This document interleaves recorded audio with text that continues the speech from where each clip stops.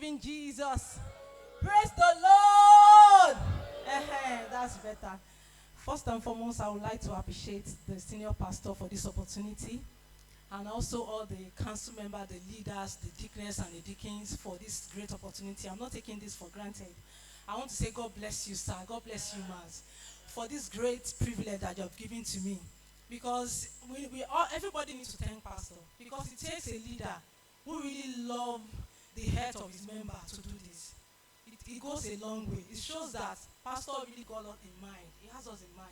So, and he wants us to be in health. Thank you, sir, for this opportunity once again. God bless you, sir. So, and to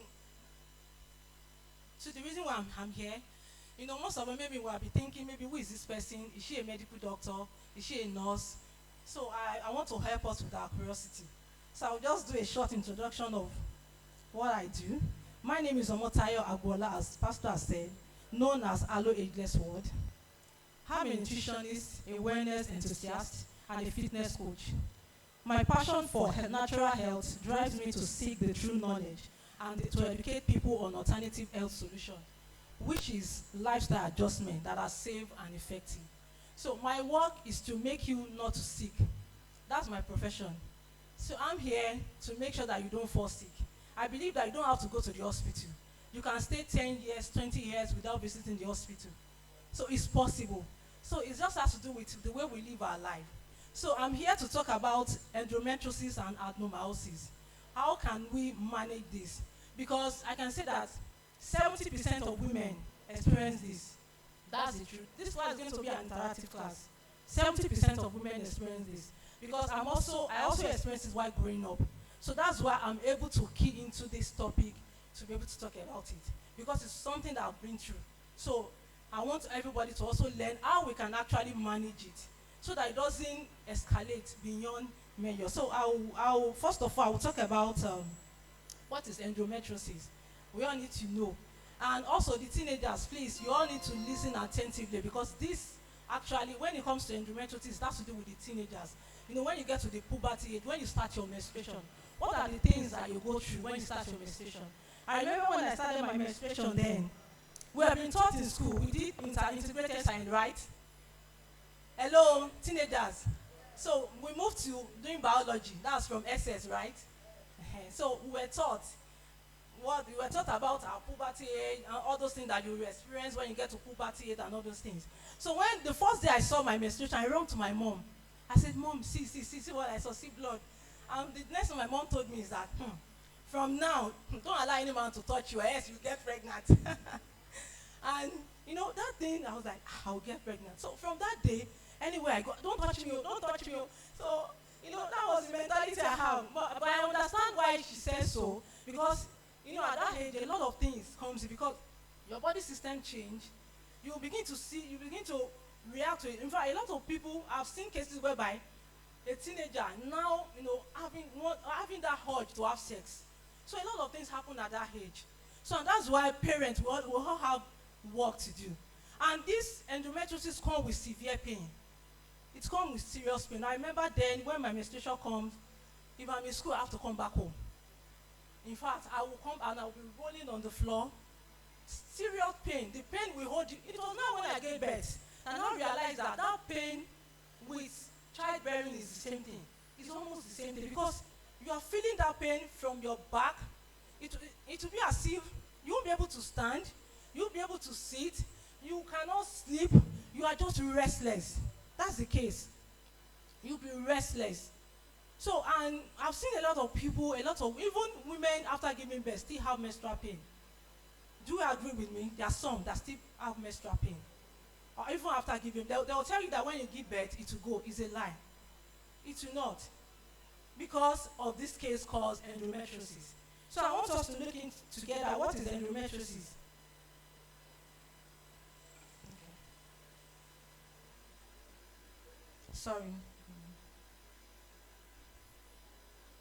Okay, endometriosis is a condition in which tissue similar to the lining of the uterus, that's womb, grows outside the uterus, leading to pain, inflammations, and other symptoms. The tissue can grow on the ovaries, fallopian tube, and other pelvic structure that cause painful period, envy, bleeding, infertility, and it causes painful sex.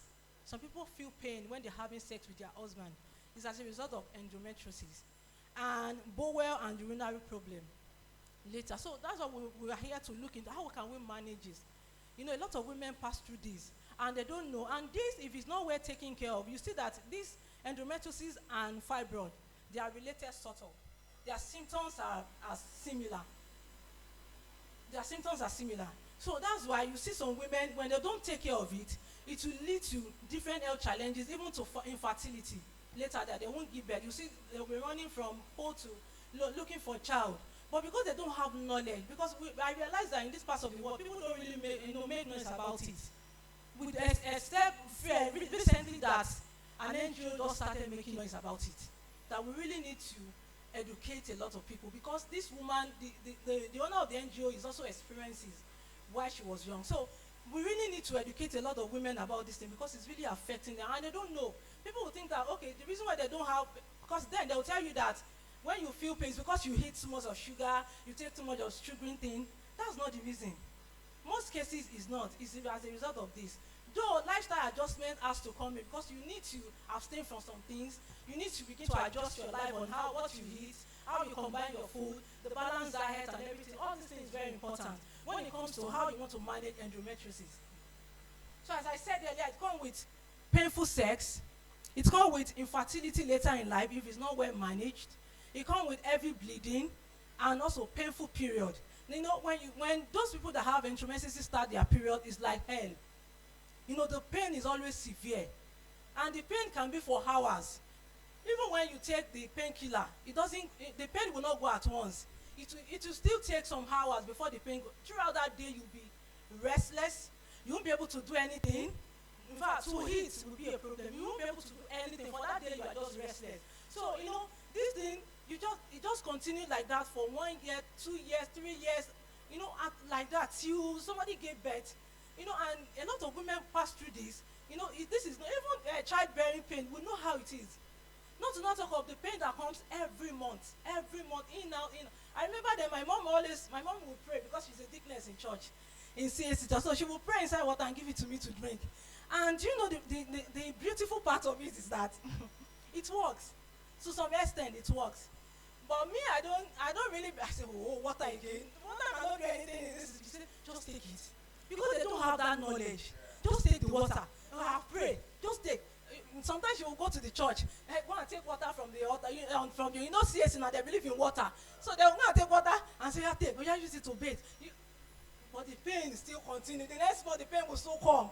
And it was like, hey, what are we going to do? So it continued like that until, you know, God has a way of orchestrating your path to the right way. He has, you know, he also has a plan. And he knows that this person, I'm going to use you. You are going to be useful for this purpose. I want to thank God, to the glory of God, that God has used me to help a lot of people come out of this. You know, to the glory of God.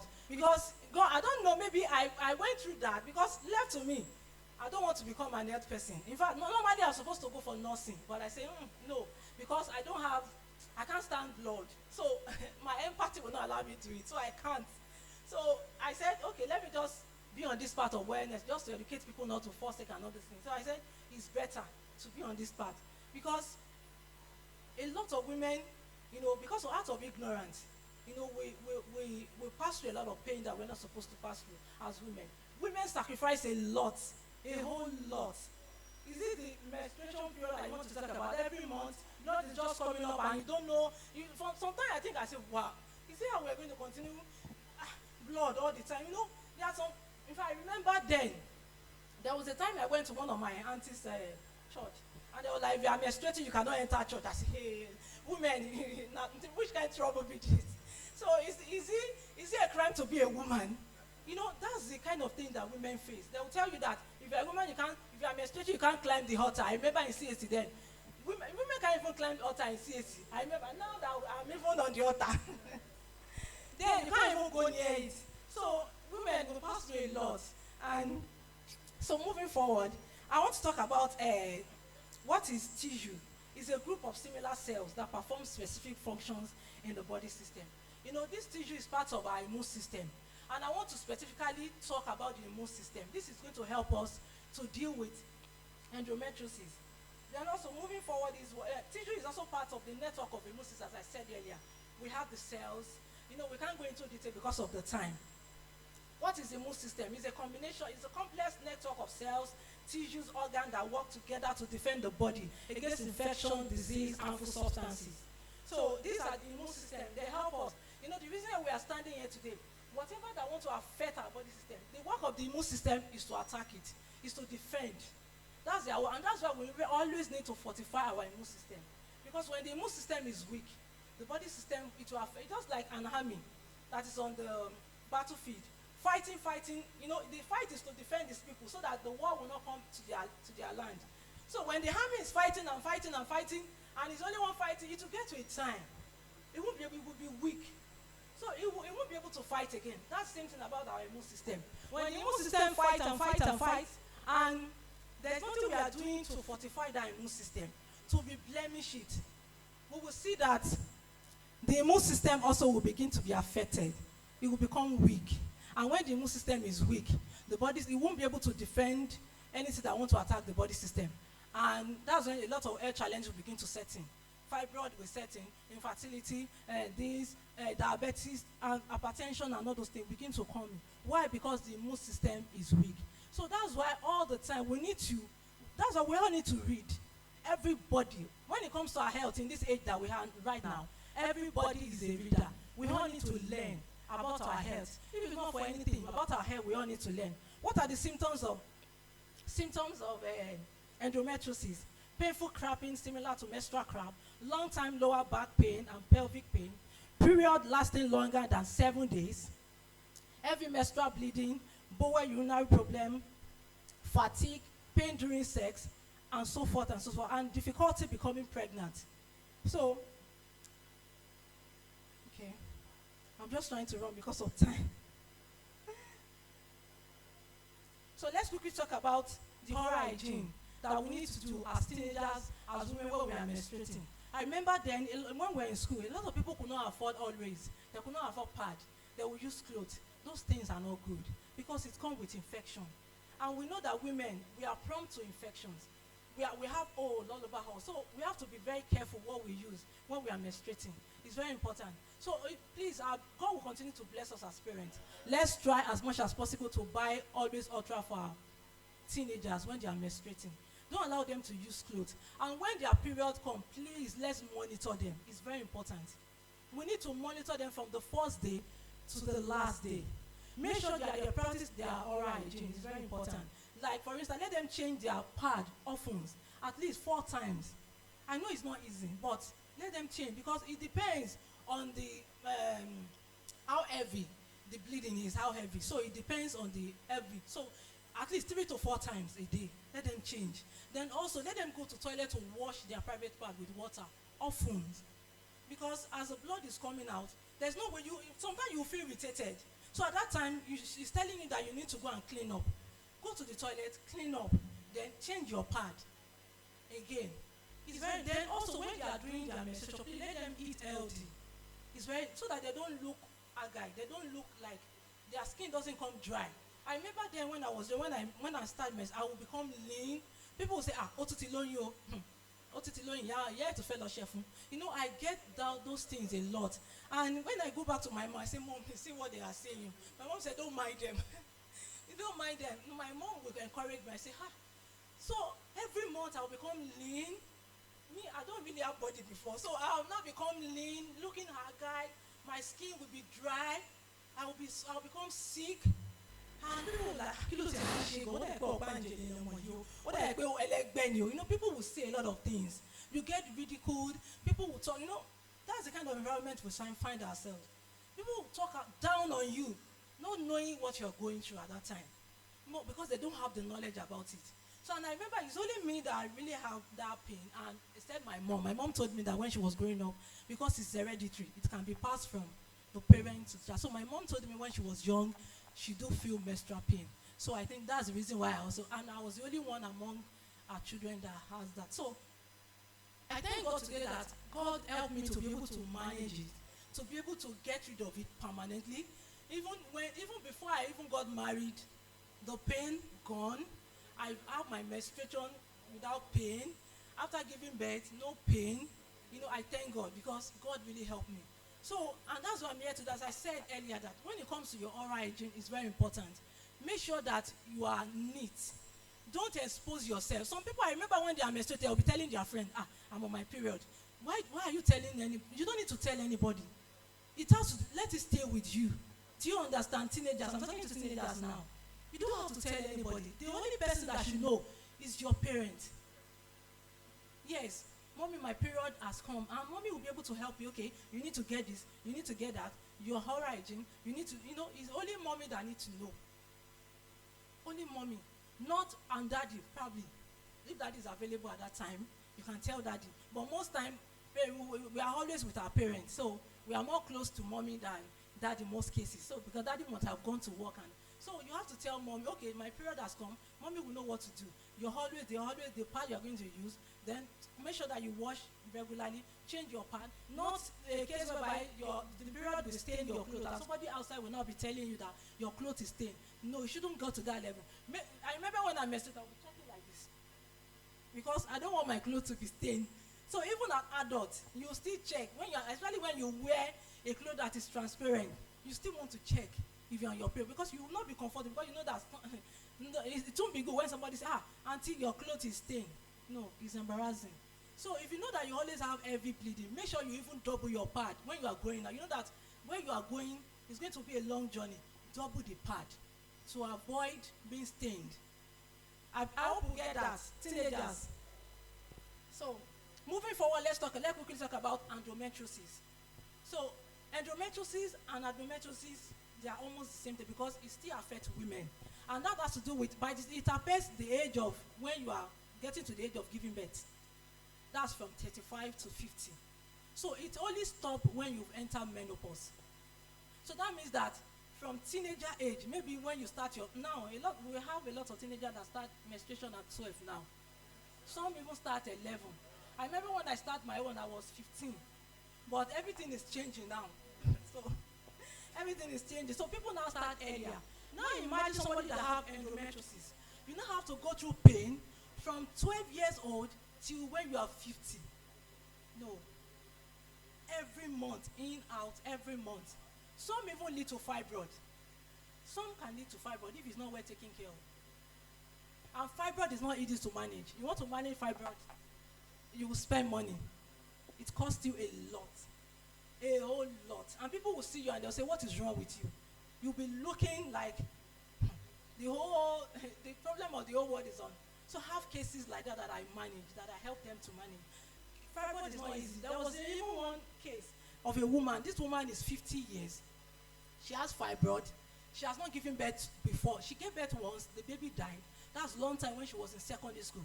Now she's not ready to marry. Fibroid. The fibroid is not even one. It's not small. It's all this triple fibroid. And it grows inside and outside the womb. It's a serious case. Now this woman doesn't have money to spend because it will cost you money. And that's why the best thing we can do is to prevent it. And how can we prevent it? I'm digressing a little bit, but we are still on the same line with when it comes to women's health. Because when endometriosis and adenomyosis is not well managed, it can lead to fibroid. It can, because they share the same symptoms. So because it's also grow in the line of the uterus, that's the fibroid. And they're growing because they are not supposed to grow. Just like when a woman have a goiter here, it's not supposed. It's an abnormal growth. It's the same way with adenomyosis and endometriosis. They are not supposed to grow where they are growing. So what causes? Most cases is toxin. When there's excess toxin, women have thyroid most cases because they lack iron. When you lack iron in your body system, especially when you give birth, please, I want to encourage the women. We need to take care of our health. It's very important. Your health is your responsibility. We see a lot of women. They are 40. They are looking 60. You are 30, you are looking 40. Why? Because we don't take care of our health. Toxin has taken over. I remember when I was young, I always have terrible skin issue because of the issue of endometriosis. It will make you look older than your age. You'll be having issue with your skin. You'll be having issue with your health. In fact, you won't get your health. So when it comes to your health, now we are hearing this now. Women, if you notice any pimples on your the faces of your child, please ask. That means she's reacting to something, and it can be a sign of endometriosis. Because those things are not good. You see them, their skin will not be looking nice. So they'll have pimples, all these big pimples on their faces. So these are the cause. And also moving forward, I want to talk about the symptoms that women face when it comes to endometriosis. Okay, before then, I'm trying to rush. I'm trying to. Okay, let me tell us what endometriosis is, as I've explained. Let me just define what it means. Medically, it means cells that are supposed to be inside the uterus, in lines. Sorry. Okay, they're supposed to be inside the uterus, now grow among cells. That means they now grow outside. They're supposed to be in line with the uterus, but they're now asked to grow outside the uterus, which is not supposed to be. So it will hinder a lot of things. It's just like, for instance, now you have a gutter that normally water is supposed to flow through the gutter, right? And you now have some waste that are now blocking. The water won't be able to flow. And when the water does not flow, it will cause what? Hello? It will cause what? Flood. So there will be water everywhere. Everybody will be affected. That's what happened in the body system. When this tissue begin to grow, it will affect the whole body. The egg that's supposed to travel through the fallopian tube it won't be able to, because something is blocking. There's a blockage. So it will affect every other thing in the uterus, that's in the womb. So they won't work effectively. So that's what happened. And most cases, a lot of women don't know. They will say, it's somebody that is doing me for my mother, that's why I'm not giving birth. No, in most cases, it's not anybody doing anybody. It's just us working on ourselves. Go to the hospital, have a checkup. A lot of people, I don't know why they are scared of going to the hospital to have a proper checkup. What you all need to do is very important. When you notice any sign, please go to the hospital, ask questions. In fact, I've seen cases where people are even scared to ask doctors questions. Why? Because some doctors, their eyes like this, they frown their face like, and I don't blame them, because they've been working all day. The work is on their head. They've attended to a lot of people. So when you get to your turn, they're like, and you want to ask them questions, and you are like scared of talking. No, don't be scared. Ask questions. They even like you when you ask questions. Ask questions. Just like Daddy has said, some physicians, they want you to keep coming back. They won't give you all the solution. They will say, okay, because they want you to keep spending money. So I want to educate us that we need to when you ask questions, they will know that you know what you are doing. They won't see you as being naive. So as I begin to round up, so I want to talk about what are the symptoms that you feel as a woman and when it comes to endometriosis. Enlarged uterus, that's the womb. Feeling of abnormal bloating, that's heavy bleeding during menstruations. Some women, when they give birth, they still have menstrual pain after giving birth. They will tell you when you give birth to go. It doesn't go.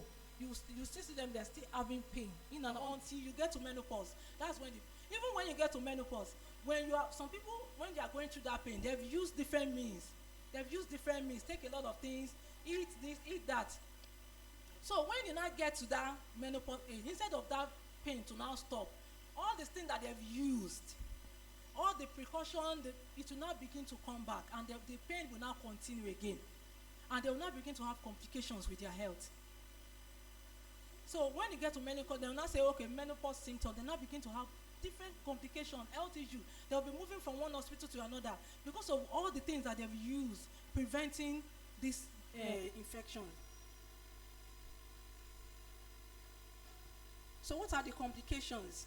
We have infertility, difficulty getting pregnant, chronic pain, pelvic pain, heavy or irregular menstrual bleeding, ovarian crisis, and increased risk of ovarian cancer. So these are the symptoms that you can, encounter. So what are the solutions that will help us? Most cases, they have to, if it's get to the severe one, if it's the severe, they have to remove the womb. In most cases, some will have to go and remove the womb. They have to go for operation to remove the womb. They remove the womb, and when the womb is removed, how can the woman give birth again? It's not possible. It's not possible. So we don't have to wait until you get to that level. We don't have to wait. We can start to prevent it. If you are the kind of person that feel pain during your menstruation, please ask questions. Go to the hospital. we all need to go. Let's seek for help. If you know that the pain is severe, go to the hospital, go and do a checkup. So they will do a thorough checkup on you. They will know what is the case, what you need to do. Most cases, from the research, we're made to understand nobody could tell us what is the cause of this endometriosis and adenomyosis. Nobody could give us what's the cause. Up till now, they are still working on it. The researchers are still working. They could not even say this is the cause. Nobody could say this is the cause. But we just know that it happens. So, and that's why we all need to take caution when it comes to our health. So when it comes like that, you take pain reliever, like what they call this, Velvin. I remember then when I was young, I take Velvin and paracetamol. That's what I used to take. And when you take Velvin and paracetamol, it's not immediately the pain will go. You will still be rolling on the floor, and they'll tell you to be breathing, so that the pain will reduce. In fact, it takes a lot. So, and it's not as if even when you take, and when you are taking all these products, all these drugs, they still have side effects because they still release toxin in your body system, and it will also still going to affect your health as time goes on. And that's why I advise people: don't take too much of paracetamol because it can affect your kidney. It causes a lot of health issues when you take too much of paracetamol. So it's not all the time. Some people, when they have single headache, it's paracetamol. When they have pain, it's this. No. Sometimes it's stress. Just have your bath, then rest, and it will sort it. So why I round up this, I quickly want to add this to it, that now we have the outbreak of cholera everywhere. I just want to educate us on this, that it's going to help us. For those of us that buy drink, you buy tiger nut, you buy zobo, without knowing the cause of the plastic, I pity them. Because most cases, those plastic, you know the cleaner that work in the hospital, they are the one that pack this plastic. I've seen it. It's what I've seen. It's not as if in fact, I made up my mind to go on that to go and see it myself.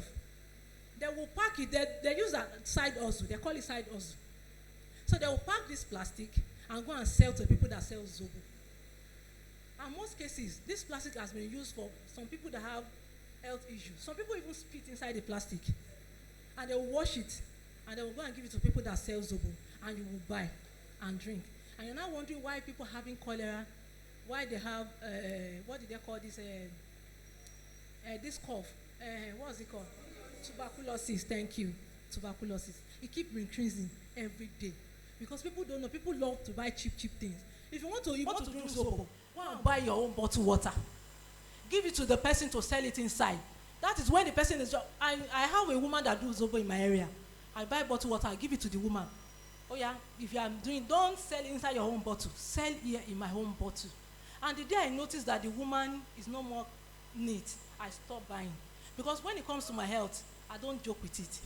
Whatever I take, because it's going inside. Once it goes inside, it's gone. It's not something that you can remove. So it's very important. So if you buy, I'm not saying you should not patronize them. Get your own bottle. And anybody that is doing zobo, you should be able to brand it. Go and buy branded bottles. New one, not the one that has been used from unknown source, that you don't even know the person that used it. And the funny is why they pack from the hospital, from the bottled water that people use in the hospital. When I gave birth, I saw it. The cleaner, they will pack it, they will be removing it from the trash inside another nylon to go and sell because they don't know. I remember there was a time we went to the market to go and sanitize people that sell fish. And we noticed that there was no there was no fly on the fishes. And we discovered that, madam, there was no fly on this fish. Say they add Gamale 20 with water and they sprinkle it on the fish. These are the things that we buy and eat. And you're not telling me you're not going to detox? You will detox, you will use supplement. You will use supplement. That is how I was able to manage my health. That was how I was able to get rid of endometriosis. That it didn't lead to adenomyosis. You will take supplement. When I gave birth in the hospital, people said, "Are you sure you gave birth?" I said, "Yes." They say, "You don't look like somebody that just gave birth." I said, "Well, it's an investment. It doesn't start in a day. When it comes to your health, it's an investment. It's not. People see it as it's an expenses. It's an investment. You are investing in it, and when you will need it, it will start to work for you. But when you don't invest in it, when you will need that health, it will disappoint that person. Our health will not disappoint us in Jesus' name. So from now henceforth, let's take our health very, very important. It's very important. Thank you so very much, and God bless you. Thank you, sir. Thank you. Say wow. Fantastic.